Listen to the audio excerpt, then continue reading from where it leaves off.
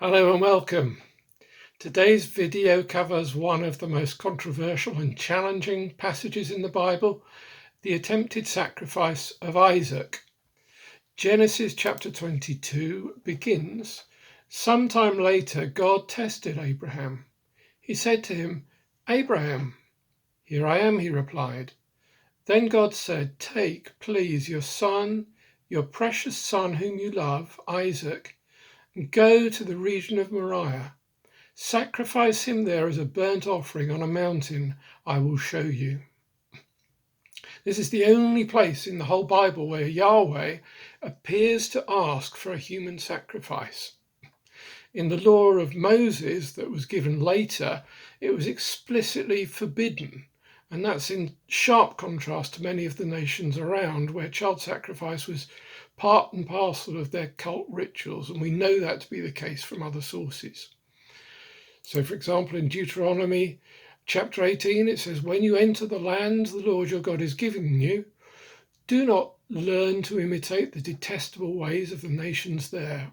Let no one be found among you who sacrifices their son or daughter in the fire."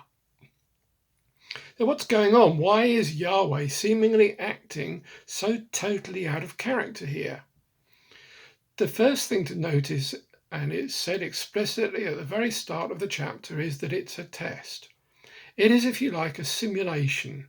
In a flight simulator, you can crash the plane over and over and nobody dies. And that's maybe the closest analogy to what's happening here. And as we'll see shortly, Abraham kind of half figures it out, but it's crucial to the test that he doesn't exactly know what's happening. Secondly, God does not command, but he pleads. The Hebrew verb take here has a suffix na that's normally translated as like take please or take I beg you. It's not a command, it's a plea, a request that's emphasized as important. And then God acknowledges the difficulty of what he's asking. It's like he breaks the news gently. Your son, your precious son, whom you love, Isaac. Thirdly, God associates the request with the promise and with Abraham's journey so far. The Hebrew construction, literally go, or go yourself to, is used in only one other place in the Bible, and that's in Genesis 12, verse 1, where God says to Abraham, "Go to the land I will show you." And so there's this gentle breaking of the news. And we see that in both cases. God has said to Abraham, "Leave your country, your homeland, your father's house, and go." Now he says, "Take your son, your precious son Isaac, go to the mountain I will show you." In his brilliant little book, Is God a Moral Monster?, Paul Copan observes that Abraham couldn't have missed the connection being made. Bells are going off in Abraham's mind.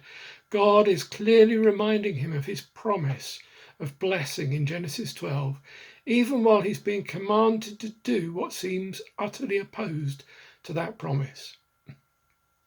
And then fourthly, there are clear parallels with the sending away of Ishmael. And I haven't got time in this video to go through point by point, but there are clear parallels. And when God told Abraham to send Ishmael away, he assured him explicitly that Ishmael would not die.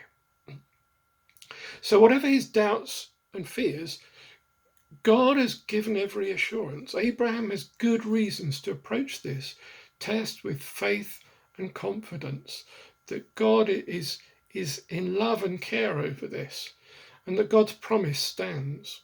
Abraham is well prepared, but nevertheless, it's a hard test. He doesn't know what to expect. But one thing he's clearly not expecting is he's not expecting to return with the dead body of his son. So when Isaac asked, "The fire and the wood are here, but where is the lamb for the burnt offering?" Abraham answered, "God himself will provide the lamb for the burnt offering, my son." In Hebrews 11, over in the New Testament, it gives a Jewish interpretation. He who had embraced the promises was about to sacrifice his one and only son, even though God had said to him, "It is through Isaac that your offspring will be reckoned." Abraham reasoned that God could even raise the dead. So Abraham's got this. but it's a tough task. Now, Abraham was not the only one to be tested. God tested Israel. Moses said to them in Exodus 20, "Don't be afraid, for God has come in order to test you, and in order that the fear of him may remain with you, so that you may not sin." So the test has a positive purpose. We too face situations that really test us. For many of us, the pandemic has been testing, really testing.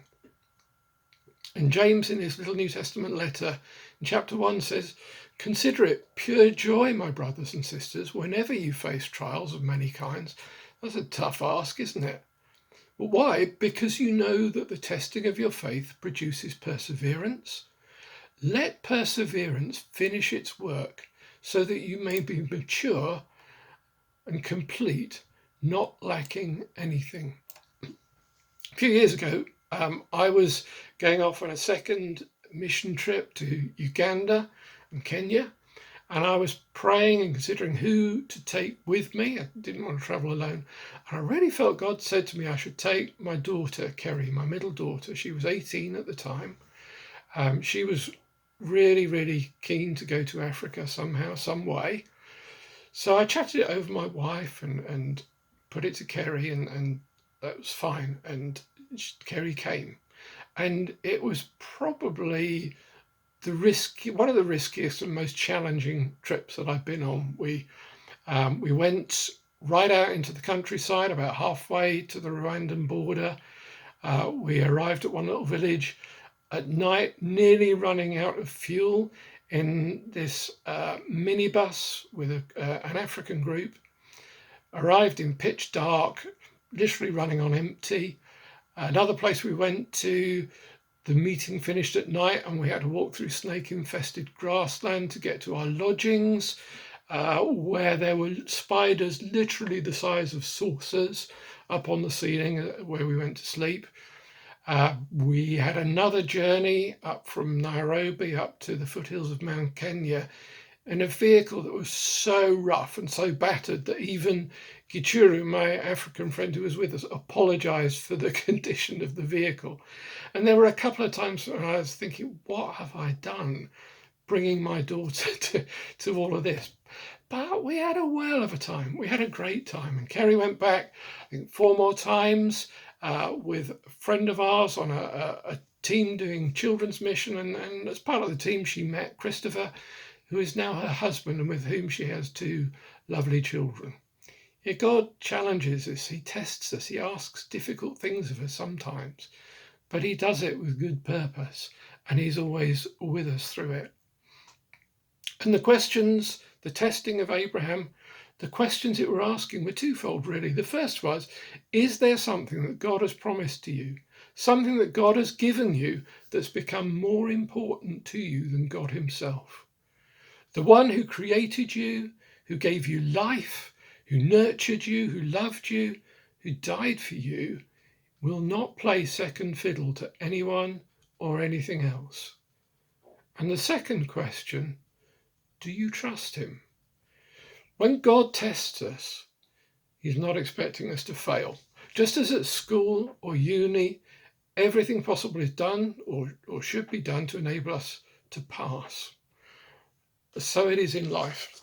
These are the results of a group of tests that I went through that resulted in me being awarded this. But before I took the tests, there was 6 years of part-time study preparing myself. Abraham's life so far prepared him to pass the test. Training prepares us.